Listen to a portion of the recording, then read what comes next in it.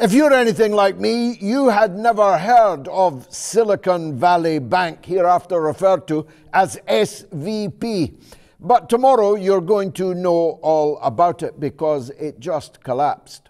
Now, this was no Wild West saloon door banging kind of provincial bank. This was one of the biggest banks in America. In fact, it was the 20th biggest bank in America.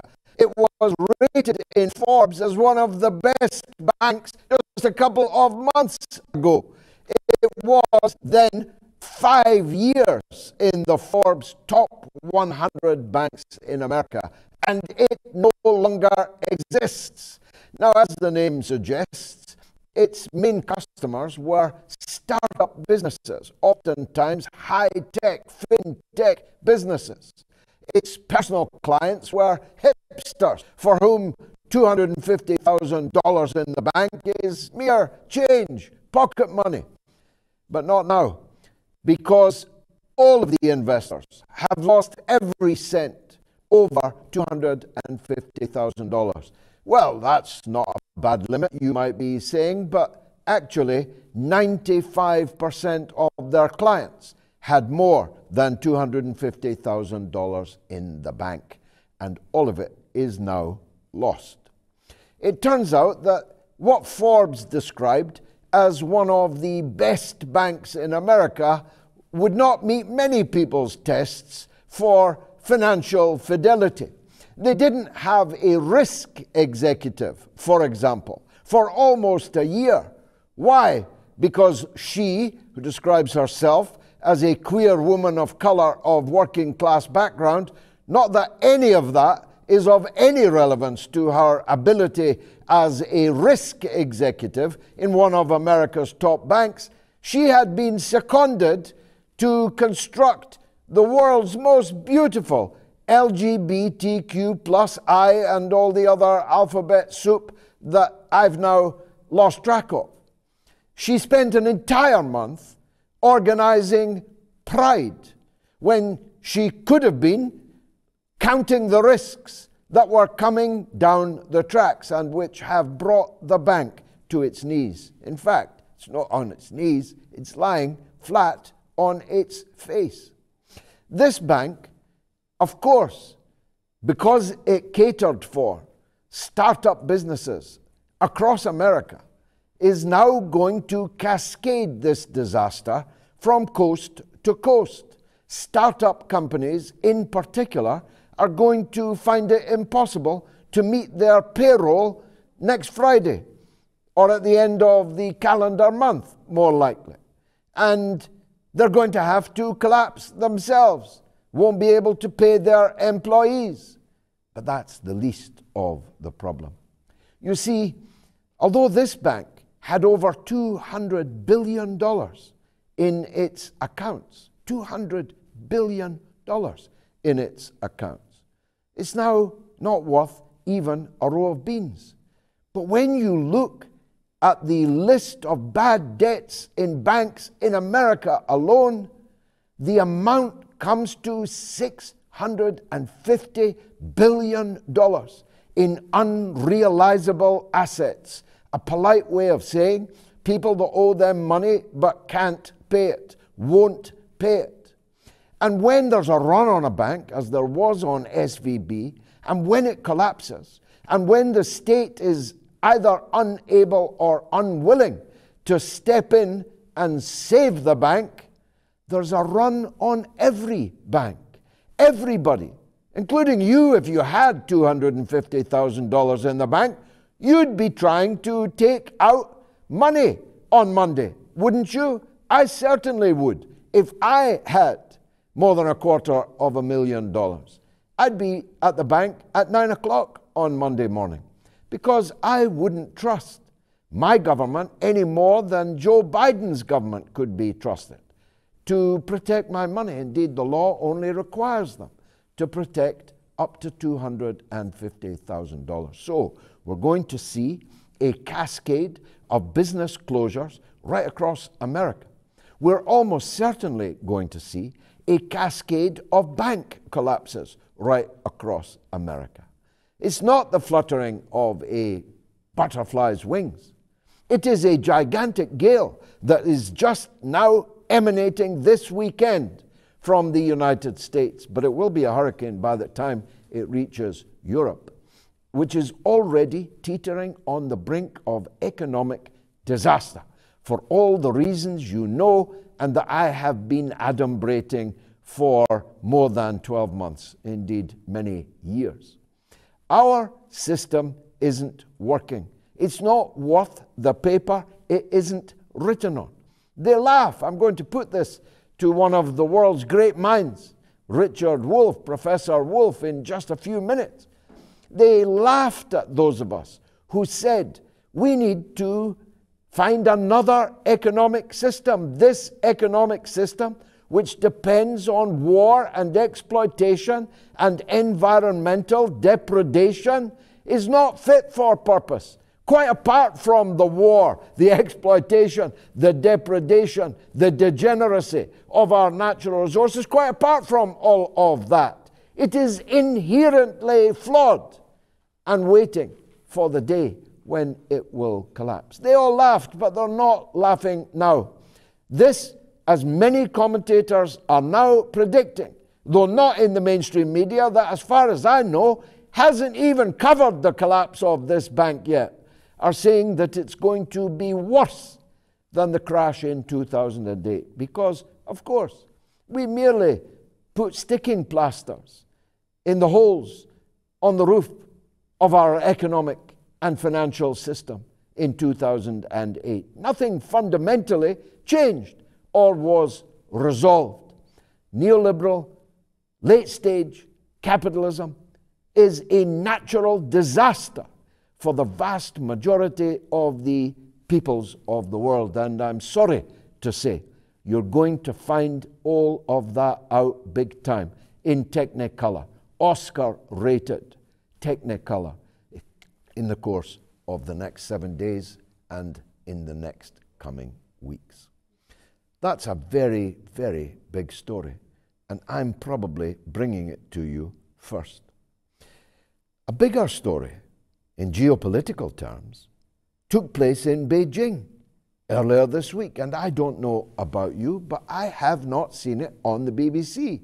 I have not seen it on CNN. I have not seen it anywhere in the mainstream media. Saudi Arabia and Iran, two of the world's biggest enemies, an absolute chasm between them, proxy wars raging across the Arab world because of them, and a chasm built on a schismatic Islamic division between Sunni and Shia, which for a time seemed to consume the Muslim world, particularly, I'm sorry to say, on the Sunni side. Many of them, you may have seen, relaunched my lecture in Beirut on Al Mayadeen television, in which I appealed to the young Muslims there, stop this obsession with Sunni and Shia. They're stealing your things while you're fighting each other. You may see it if you look on social media after the show. Iran and Saudi Arabia could not have been bigger enemies.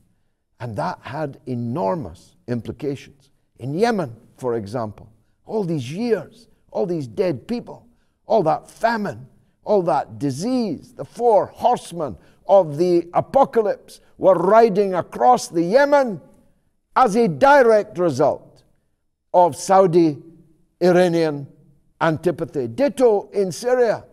Where do you think all these head choppers, throat cutters, heart eaters in the alphabet soup of fanatic extremism, where was their wellspring? You know it, if you think about it for a moment. And that too was posed as a Sunni-Shia thing. Now that Saudi Arabia and Iran have kissed and made up, restored diplomatic relations, exchanged ambassadors to Tehran and Riyadh, this is of enormous global significance. But there's only one thing even more significant about it. It was brokered by China. It took place in Beijing, not at Camp David, not on the Capitol Hill, not on the White House lawn. It was brokered in Beijing. The Chinese foreign minister, a man I know quite well, he brokered this peace. He sat down with these two parties for many days in Beijing, and they signed an historic rapprochement between ancient and bitter enemies. What price now the United States leadership of the world? What price now the United States role in the Middle East, in the Arab world, in the Muslim world? The tectonic plates have shifted, and the sun is rising in the east. China is now the place to go to resolve conflicts. Washington and London, Berlin and Paris are the places to go if you want conflict. If you want to destroy your country, like Ukraine is being destroyed, take your lead from Washington. If you want to resolve ancient enmities, then go to Beijing. Take the Silk Road, take the Belt and Road, and go to Beijing. That, to me, is a matter of enormous significance. I'll leave both those subjects there because both of our guests, Garland Nixon and Professor Richard Wolff, will be talking more deeply about them. And I want to have time to address the Gary Lineker affair. Now, I don't know if Gary's white. I always thought he was. Yasmin Alibi Brown says that it wouldn't be happening to him if he was white. I'll leave that to the psychiatrists to work out. Gary Lineker is a liberal icon. He's a walking, talking mannequin for liberalism. That's why I don't like him. I liked him as a player. I quite like him as a commentator. But as a man, and especially as a political man, I have no time for him whatsoever. None. He's so typical of the kind of Blairite liberals that I despise more than anywhere else on the political spectrum. He even hides his income offshore to avoid paying tax on it to the country he constantly opines about. He loves the EU, but he also loves the people who are escaping from the EU, and it never seems to occur to them why refugees, migrants are escaping the EU to come to Britain, because he's too achingly liberal to ask himself or ask us for an answer to that basic conundrum. He owes the country tens of millions of pounds in unpaid taxes that the HMRC are negotiating with him about. But he's well able to pay them because you pay him millions of pounds, millions, to chair for a few minutes on a Saturday night a discussion about my beloved football. Now, I dislike Gary Lineker because of his views on the EU, because of his views on the Ukraine war. He's a blue and yellow man, if you know what I mean. Whether he's white or not, he's blue and yellow. He's got the stars of the European Union in a halo around his head. He hated Jeremy Corbyn. He was one of the Blairite liberal caste that put Boris Johnson in power and then spent the next few years telling us how much they despised Boris Johnson. If not for people like Lineker, you'd never have heard of Suella Braverman. You'd never have heard of James Cleverly, you'd never have heard of Rashid Sunak if it was not for people like Gary Lineker. But the BBC, seeking to suspend him, trying to force him to make an apology for a tweet in his own name about a political matter, is completely beyond the pale. Why? First of all, Gary Lineker is not a politics or current affairs commentator. He's a football commentator. Secondly, he doesn't even work for the BBC. He's a freelance operator that appears on the BBC and on BT and on anywhere else that will pay him handsomely to do so. So who are the BBC to tell Gary Lineker what he can say on Twitter? I loathe what he said. I think it is a matter of utter hypocrisy what he said, but he has to have the right to say it, doesn't he? The BBC say no. They've got to appear impartial, but they have never been impartial. They weren't impartial when Lineker tweeted, "Bin Corbyn," whether he meant put him in the bin or bin Corbyn as in bin Laden, I'll leave you to decide. Perhaps he intended you to infer both. But the BBC didn't ask him to withdraw that tweet, didn't ask him to apologize for it, didn't suspend him for it, even though he was talking about the leader of Her Majesty's loyal opposition.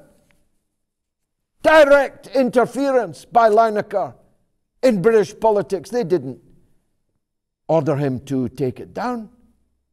Neither did they do so with Lord Sugar. Have you seen what Lord Sugar writes on Twitter? Not just about Corbyn, or about me, or about the Nigerian football team 4 years ago in the previous World Cup.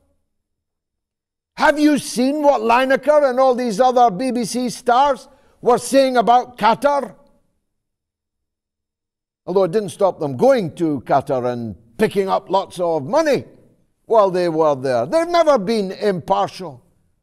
Not from the day that they were founded, as Lord Reith, their first controller, wrote very honestly at the time of the general strike.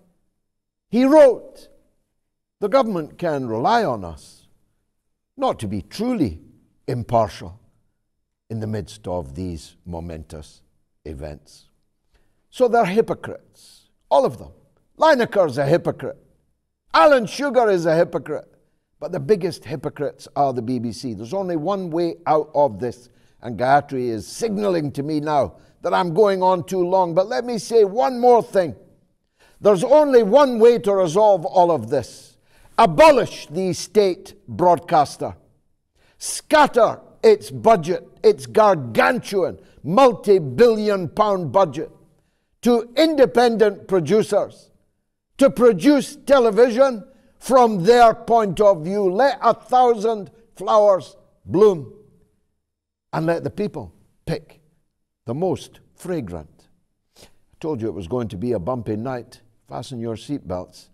Professor Richard Wolff is up next. Stay tuned.